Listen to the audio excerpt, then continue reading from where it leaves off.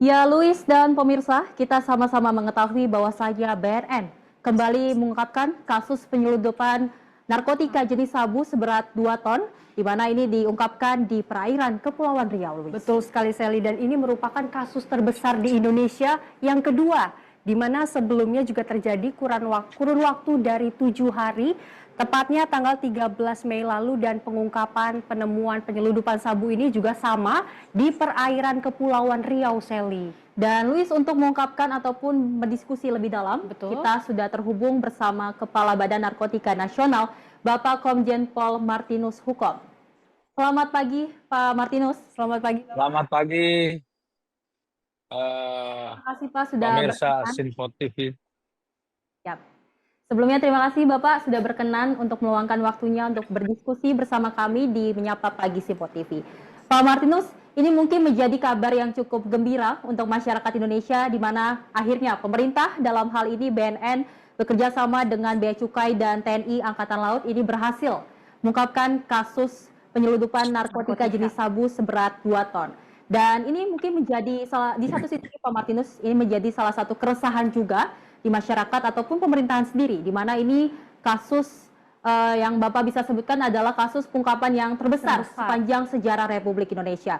Dari Pak Martinus sendiri, apakah memang ada pembedanya antara kasus ini dengan kasus sebelum-sebelumnya, Pak? Karena Bapak sendiri mengungkapkan bahwasanya ini adalah kasus yang terbesar sepanjang Republik Indonesia.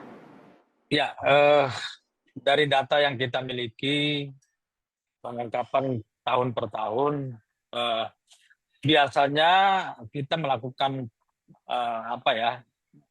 pendeteksian terhadap kasus-kasus yang pertama itu biasa dalam jumlah yang besar itu datang dari Afghanistan melalui pantai Iran dengan perahu-perahu nelayan tradisional Iran masuk ke Indonesia. Dan itu jumlahnya kurang lebih tidak lebih dari 1,5 ton. Paling tinggi itu pernah Bareskrim Polri menangkap 1,6 ton kalau tidak salah. Lalu kemudian sudah sekian lama kita fokus hanya karena kapal-kapal, seringnya penangkapan terhadap kapal-kapal Iran ini, akhirnya mulailah mereka jarang untuk memasukkan barang lewat kapal. Tapi hari ini kita sedang berhadapan dengan sindikat narkoba yang berasal dari Golden Triangle, yang produksinya yaitu di daerah atau wilayah Myanmar. Dan biasanya kita melakukan penangkapan di laut itu dengan menggunakan kapal-kapal tradisional yang sangat kecil, perahu-perahu nelayan. Itu tidak lebih dari 200 kilo, bahkan lebih banyak kita menangkap 30-40 kilo. Itu dalam hampir setiap bulan BNN, Polda Aceh menangkap kasus-kasus kecil tersebut.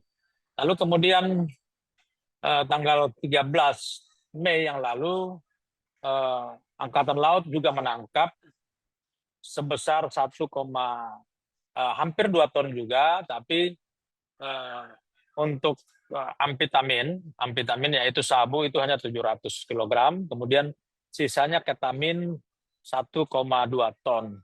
Dan kalau dikalkulasikan dengan jumlah yang kita tangkap sekarang, 2 ton amfetamin atau metamfetamin, ya bukan amfetamin, metamfetamin atau sabu itu sebanyak 2 ton. Kalau brutonya 2.115.130 gram, artinya 2,115 kilogram itu brutonya.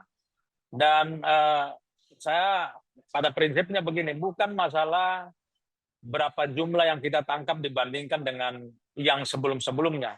Tapi ini bagi kami, BNN Republik Indonesia dan jajaran, dan bahkan saya mengatakan bahwa bagi negara kita ini merupakan suatu ancaman, suatu darurat narkoba.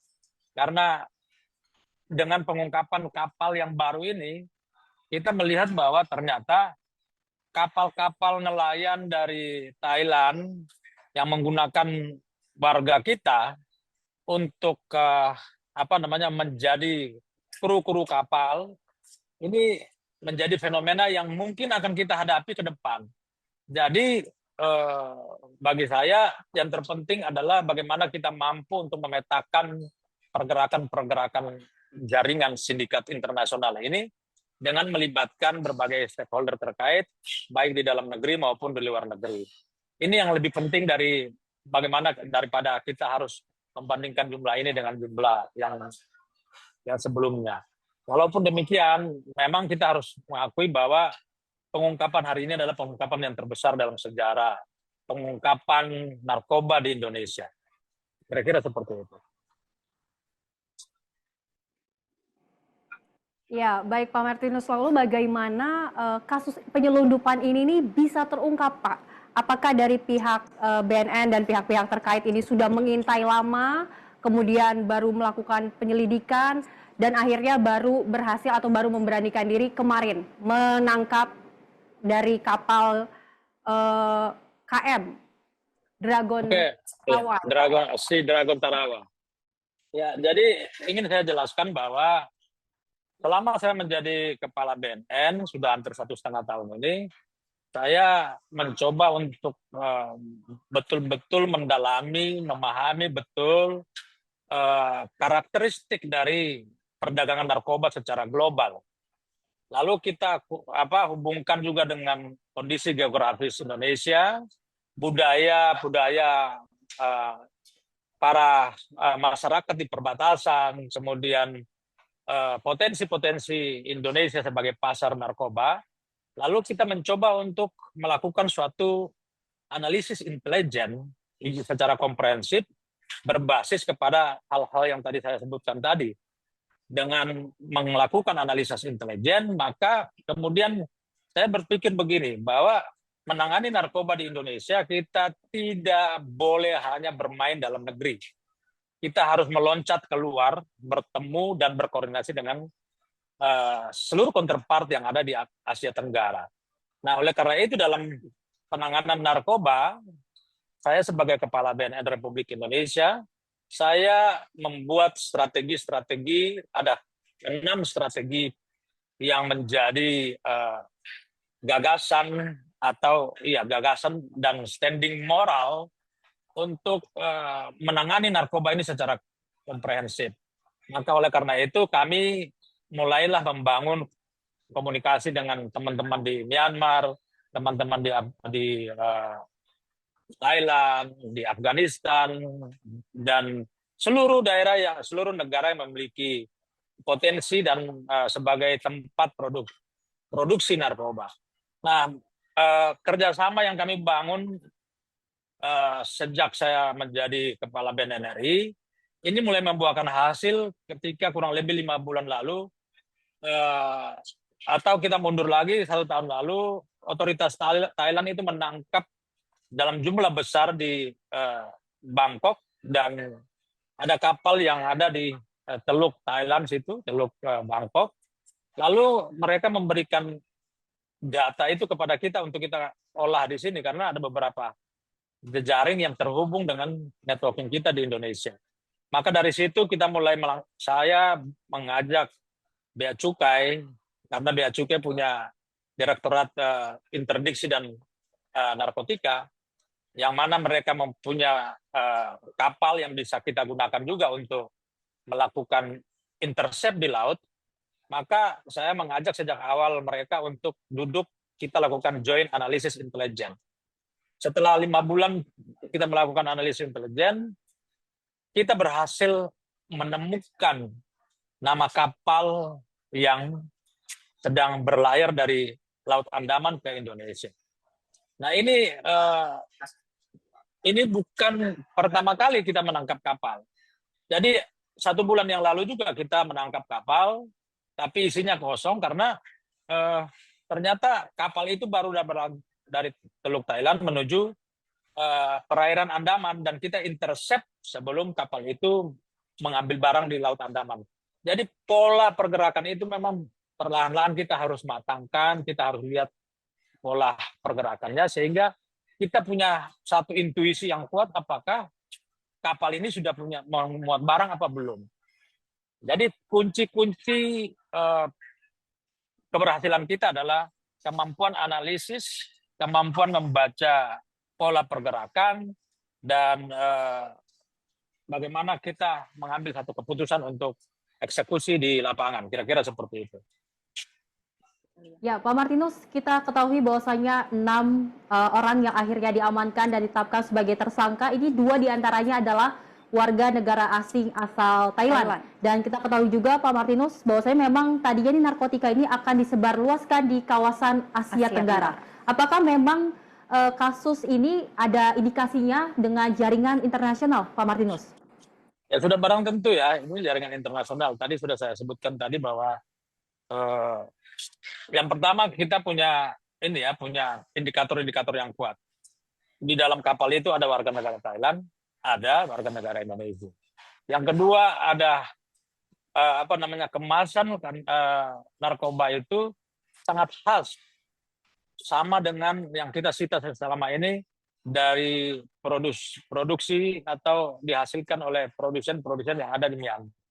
Dan yang ketiga, mereka menggunakan jalur internasional. Lalu kemudian dari hasil investigasi kami sudah bisa melihat bahwa kemana mereka akan mendistribusikan itu di beberapa negara yang ada di kawasan Asia Tenggara seperti Indonesia, Malaysia, kemudian Filipina, bahkan sampai ke Taiwan. Jadi rute perjalanan kapal itu bisa terlihat setelah kita melakukan investigasi dan kita bisa menginterogasi awak kapal tersebut, maupun dari sumber-sumber intelijen kita yang kita kumpulkan baik dari Filipina, dari Taiwan, dari Myanmar, dari Malaysia, dari Thailand, dan juga dari teman-teman kita dari Drug Enforcement Administration Amerika Serikat.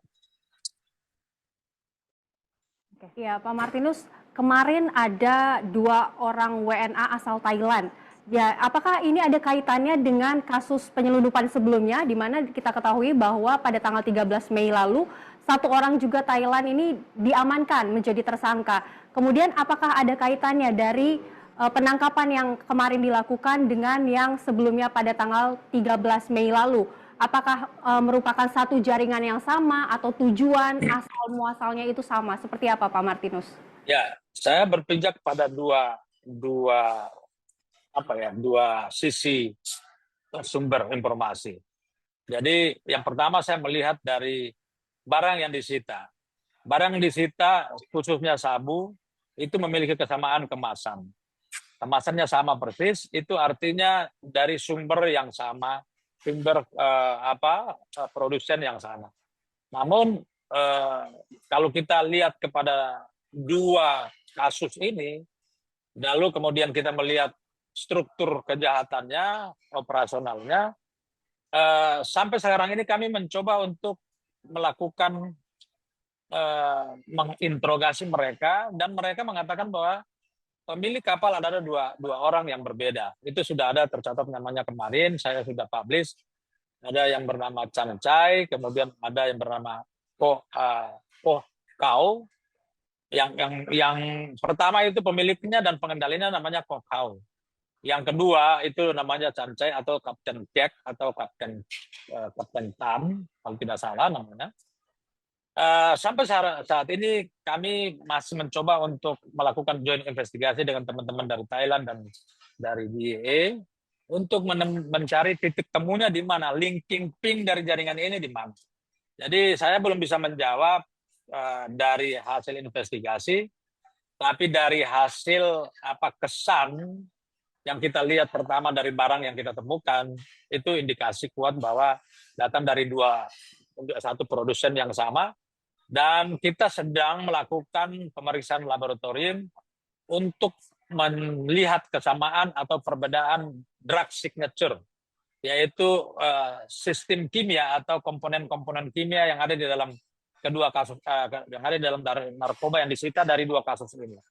Kalau sistem kimianya sama atau konten komposisi kimianya sama, itu artinya campurannya itu sama. Cara mencampur ilmu atau rumus-rumus, kalau kalau dalam pengolahan makanan kita istilahkan resepnya sama, ingredientnya sama. Nah kalau itu sudah sama, artinya kita dapat simpulkan bahwa drug signature-nya sama dan artinya produsennya persis identik. Nah, kira-kira seperti itu. Baik, Bapak. Pak, terkait dengan jalur kawasan perairan Kepulauan Riau ini bisa dikatakan rawan karena beberapa kasus ini yang hal serupa juga terungkap bahwa melewati perairan dari Kepulauan Riau itu sendiri. Lalu bagaimana pihak BNN dan juga pihak-pihak terkait dalam memitigasi dan juga bagaimana kebijakan atau strategi dari BNN supaya hal serupa ini tidak terulang kembali? Apakah semakin menguatkan dari pihak keamanan perairan dari Kepulauan Riau atau Batam dan sekitarnya? Seperti apa, Pak? Ya, jadi begini, sejak saya menjadi kepala BNN Republik Indonesia, tadi saya sudah jelaskan ada aspek-aspek intel dasar ya. Intel dasar itu semacam situasi-situasi yang mendukung. Ada geostrategis, kemudian ada budaya, ada demografi, kemudian masalah sosial, masalah ekonomi. Dan dari situ saya melihat bahwa rata-rata drugs atau narkoba ini datang dari luar. Tidak banyak yang datang yang diproduksi di dalam, kecuali yang berbasis kepada tanaman, yaitu ganja. Jadi pada akhirnya saya membuat satu kesimpulan bahwa ada 5-6 strategi yang harus BNN laksanakan sepanjang tahun dalam operasi. Yang pertama adalah kolaborasi, yaitu melibatkan seluruh komponen atau stakeholder terkait, TNI, Polri, BNN, Bea Cukai, lalu kemudian lain-lainnya, termasuk dalam hal program-program pencegahan, rehabilitasi, dengan melibatkan seluruh struktur pemerintahan secara sinergitas dan kolaboratif. Kemudian yang kedua adalah penguatan intelijen yang berbasis kepada human intelligence dan technology intelligence dengan bertumpu kepada big data dan melibatkan unsur-unsur intelijen dari segala aspek dari struktur-struktur pemerintahan lain, dari stakeholder lain termasuk dari luar negeri. Kemudian yang berikutnya adalah kita melakukan penguatan ketahanan moral dan sosial masyarakat. Masyarakat terutama di pesisir-pesisir pantai yang notabene di sini Kepri, Selat Malaka atau masyarakat nelayan di Selat Malaka di jalur perintasan internasional ini, termasuk di dalamnya di Kalimantan Utara bagian utara, Kalimantan Barat bagian utara. Lalu kemudian ada pendekatan yang bersifat tematik, kemudian kerjasama internasional dan penguatan infrastruktur. Jadi kembali lagi kalau bicara tentang strategi, dan kita memberikan skala prioritas. Skala prioritas di mana? Di wilayah-wilayah rawan penyelundupan seperti Kepri dan Selat Malaka, Kalimantan Barat, Kalimantan Utara. Nah itu kira-kira seperti itu kita membangun satu kekuatan untuk menghadapi jaringan-jaringan narkoba internasional tersebut.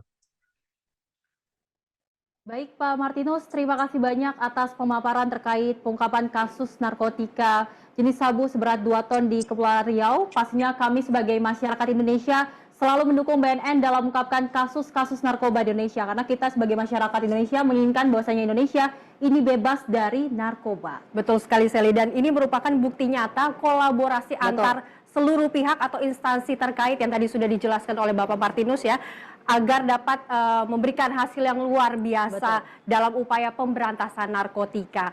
Dan terima kasih banyak Bapak atas waktunya. Selamat bertugas kembali.